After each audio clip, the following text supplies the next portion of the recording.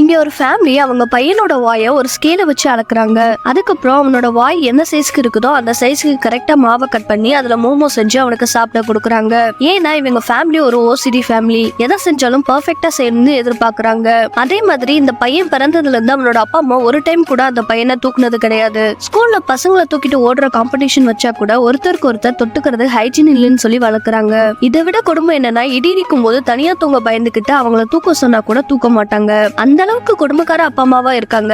அவனும் சின்னதுல இருந்து பாசத்துக்கு ஏங்கி ஏங்கி கடைசியில பெரியவனாகி அவங்கள மாதிரியே மாறிடுறான். அவனே நினைச்சா கூட அவனோட ஹாப்பிட்ட கண்ட்ரோல் பண்ண முடியல. டெய்லி வேலைக்கு போறதுக்கு ஷார்ப்பா அந்த டைம் வந்து அடுத்த செகண்டே வீட்டை விட்டு வெளியே போயிடுவான். இவன் இப்படி இருக்கிறதுனால இவன் கூட வேலை செய்யறவங்களும் இவனை பார்த்தாலே தெரிச்சு ஓடிடுறாங்க.